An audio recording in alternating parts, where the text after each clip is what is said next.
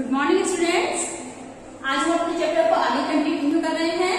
वर्ण वाला चैप्टर हमारा काफी लेंथी हो चुका है। हमने वर्णों के बारे में समझा, पहले वर्णों के प्रकार के बारे में समझा, स्वर व्यंजन के बारे में हमने समझा, स्वरों के भेद समझे हमने, उसके बाद व्यंजन के भेद समझे। अब हम आज पढ़ने जा रहे हैं प्रयत्न। ठीक है, तो प्रयत्न क्या होता है? प्रयत्न का अर्थ सबसे पहले आप समझ लीजिए। प्रयत्न का अर्थ होता है कोशिश या चेष्टा। यानी जब हम वर्णों को उच्चारित करते हैं, वर्णों को जब हम मुख से बोलते हैं, तो उसके लिए की जाने वाली कोशिश या चेष्टा को ही हम प्रयत्न कहते हैं। अब आपको समझना होगा कि प्रयत्न क्या होता है। यानी जब आपने देखा होगा, जब आप वर्णों को बोलते हैं तो आप देखते हैं कि कुछ वर्ण होते हैं उनको हम आसानी से बोल देते हैं, और कुछ वर्णों को बोलने के लिए हमें थोड़ा सा क्या लगाना पड़ता है? दबाव लगाना पड़ता है, थोड़ा सा हमें प्रेशर लगाना पड़ता है। तो ये क्या है? ये वर्णों को बोलने के लिए मुख द्वारा की जाने वाली चेष्टाएं हैं, क्रियाएं हैं, कोशिश है, इसे हम प्रयत्न कहते हैं। अभी प्रयत्न होते हैं दो प्रकार होते हैं, अभ्यंतर प्रयत्न और दूसरा होता है बाह्य। अभ्यंतर का मतलब होता है भीतरी, है ना, और बाह्य का मतलब होता है बाहरी। अभ्यंतर का मतलब भीतरी और बाह्य का मतलब होता है बाहरी। अर्थात जिन वर्णों को उच्चारण करते समय हमें भीतरी दबाव लगाना पड़ता है, उसे हम क्या कहते हैं? अभ्यंतर प्रयत्न। और जिन वर्णों को उच्चारण करते समय हमें बाहरी दबाव लगाना पड़ता है, उसे हम कहते हैं बाह्य प्रयत्न। ठीक है, अब आपको ये प्रयत्न समझ में आ गए होंगे। अब हम आगे चलते हैं कि जो बाह्य प्रयत्न होते हैं, इसके भी चार भेद होते हैं। बाह्य प्रयत्न के कितने भेद होते हैं? बाह्य प्रयत्न के चार भेद होते हैं। घोष, दूसरा होता है अघोष, तीसरा होता है अल्पप्राण और चौथा होता है महाप्राण। पहला कौन सा होता है? घोष, है ना, दूसरा होता है अघोष, तीसरा अल्पप्राण, चौथा महाप्राण। घोष को हम सघोष के नाम से भी जानते हैं। कभी कभी आगे अगर सघोष शब्द आ जाए तो आप इसमें कंफ्यूज ना हो। सघोष और घोष दोनों का मतलब ही एक होता है। तो सबसे पहले हम समझेंगे कि घोष कौन से वर्ण होते हैं। ठीक है, तो जिन वर्णों का उच्चारण करते समय प्राण वायु में कंपन अधिक होता है, यानी जब हम बोलते हैं तो हमारी जो श्वास निकलती है उसमें क्या होता है? बहुत अधिक कंपन होता है ना, और उस कंपन के कारण क्या होता है? उसकी गूंज अधिक होती है, तो उसे हम कहते हैं घोष वर्ण, यानी हम उसको सघोष वर्ण भी कह सकते हैं। तो इसकी डेफिनेशन आपको समझ में आ गई होगी। यानी घोष का मतलब होता है जिन वर्णों को, मैंने भी आपको बताया था कि वर्णों को उच्चारण करते समय हम देखते हैं कि हम देखते हैं कि कुछ वर्ण होते हैं इजीली हमारे मुंह से निकल जाते हैं, और कुछ वर्णों को बोलने के लिए हमें क्या होता है? दबाव लगाना पड़ता है। इसी प्रकार घोष और सघोष का मतलब एक ही होता है। घोष वर्णों का जब हम उच्चारण करते हैं तो इनसे निकलने वाले वर्णों को उच्चारण के साथ क्या होता है? हमारी जो श्वास वायु, प्राण वायु होती है, इसमें कंपन होता है, और उस कंपन के कारण क्या होती है? गूंज होती है। इसे हम सघोष कहते हैं या घोष भी कहते हैं। घोष की संख्या जो होती है 30 होती है। घोष की संख्या कितनी होती है? 30 होती है। और इस 30 के अतिरिक्त जितने भी जो स्वर होते हैं, मतलब इस 30 के अंदर ही हम क्या, जितने भी स्वर होते हैं, और जो स्वर होते हैं आ से लेके अ तक के, ठीक है, जितने भी स्वर होते हैं 11 हमारे जो स्वर होते हैं वो प्लस य र ल, ठीक है, य र ल यानी अंतस्थ व्यंजन। अंतस्थ यानी जिनका हमें जो भीतरी, मैंने अभी आपको बताया था, जो जिनकी ध्वनि, जिनका स्वर जो है भीतर से निकलता है ना, य र ल, ये हमारे क्या होते हैं? घोष। ठीक है, अब हम देखेंगे कि घोष कौन कौन से होते हैं। तो ब्लैक बोर्ड पे ही बता देती हूँ मैं।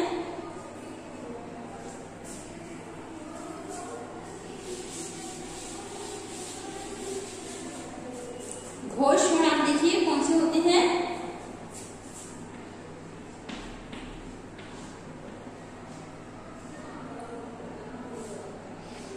ठीक है, जैसे हमारे क, ख,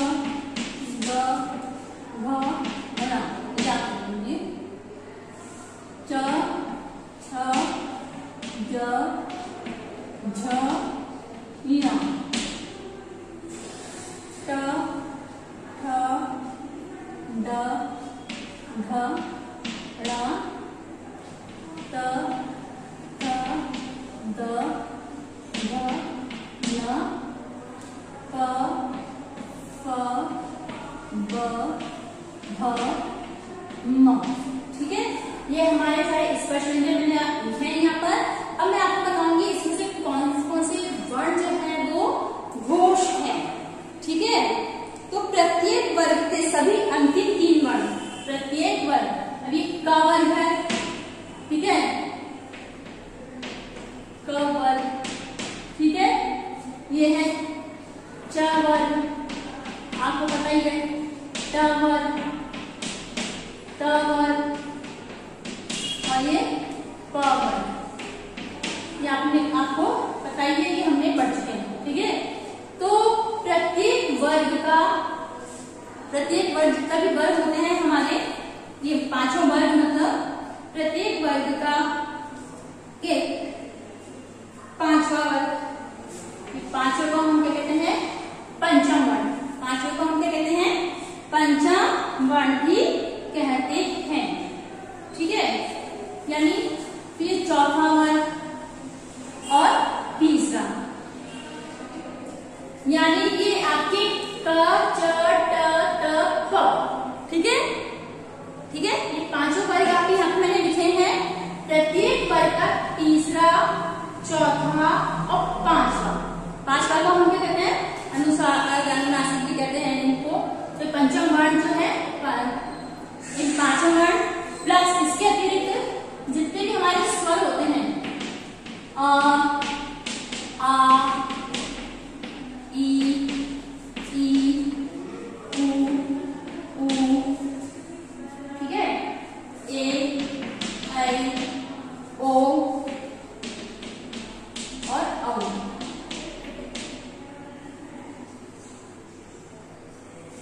इधर मिश्रित वाला छूटा हमारा। ठीक है, ए, आ, ई, उ, री, ए, ऐ, ओ, औ। ठीक है, ये हमारे सारे क्या हैं, हमारे सारे 11 स्वर हैं। ठीक है, इसके अतिरिक्त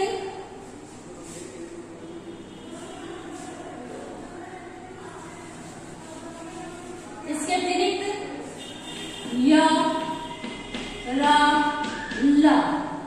ठीक है, ये हमारे अंतर से व्यंजन है, ये भी, इनको भी हम शामिल करेंगे। अब आप काम करके देख लीजिए, आपके पूरे 30 वर्ण को अब हम पढ़ रहे हैं अघोष। ठीक है, अघोष का क्या होता है, पहले इसका डेफिनेशन समझ लीजिए। जिन वर्णों का उच्चारण करते समय प्राणवायु या श्वास वायु के अंतर्गत कंपन कम होता है, उसे हम सघोष कहते हैं। अब हमने देखा क, ख, ग, घ, ङ।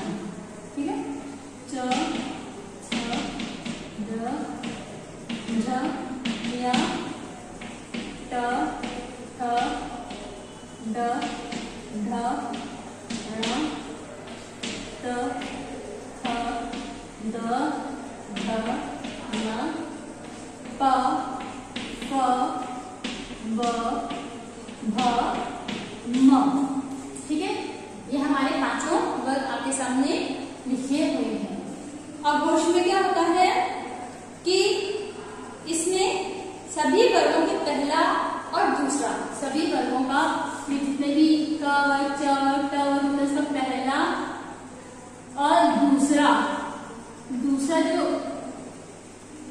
जो वर्ण होता है, इसको रखा जाता है। यानी 5 वर्ग, क वर्ग, च वर्ग, ट वर्ग, त वर्ग, प वर्ग का पहला और दूसरा जो वर्ण होते हैं सघोष के अंतर्गत आते हैं।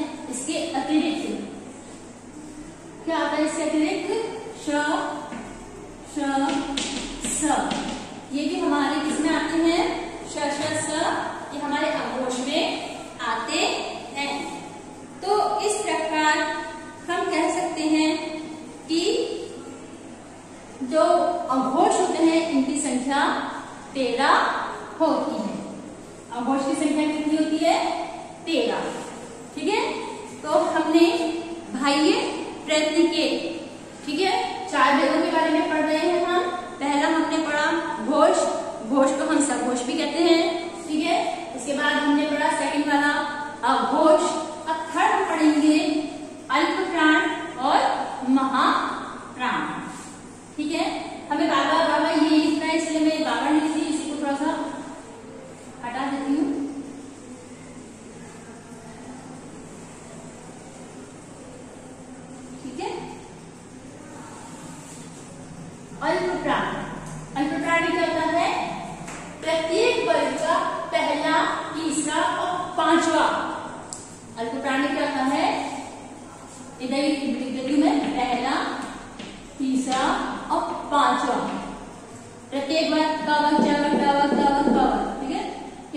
पहला, तीसरा और पांचवा, पंचम वर्ण, ठीक है, इनको शामिल किया जाता है। इसके अतिरिक्त हम अल्पप्राण में या अघोषित अल्पप्राण,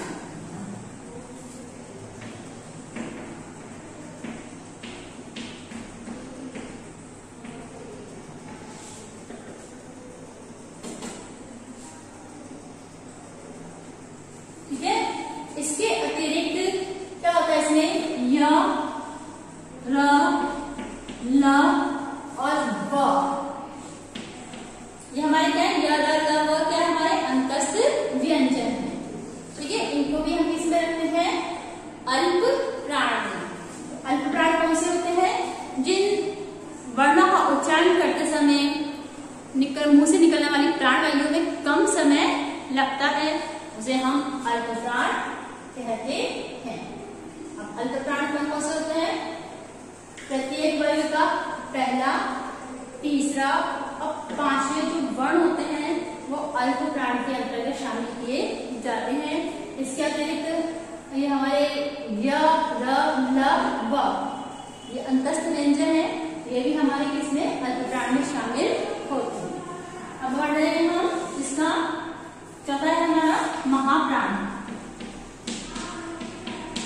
महाप्राण जिसके नाम से हमको स्पष्ट है, महा यानी अधिक, महा यानी अधिक, ठीक है। महाप्राण यानी जिन वर्णों का उच्चारण करते समय मुंह से निकलने वाली श्वास वायु में समय अधिक लगता है, उसे हम महाप्राण कहते हैं। अब आगे मैं इसको नहीं लिखी, इसके ये भी इरेज कर दी हूँ। हमने अल्पप्राण में पढ़ा था पहला, तीसरा और पांचवा, ठीक है। और महाप्राण में प्रत्येक वर्ग का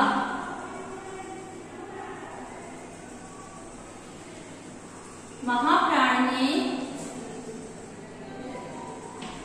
के अंतर्गत हम क्या पढ़ते हैं, प्रत्येक वर्ग का पहला और दूसरा, प्रत्येक वर्ग का पहला और दूसरा जो वर्ण है वो हम किसमें रखते हैं, महाप्राण में रखते हैं। महाप्राण में क्या रहेगा,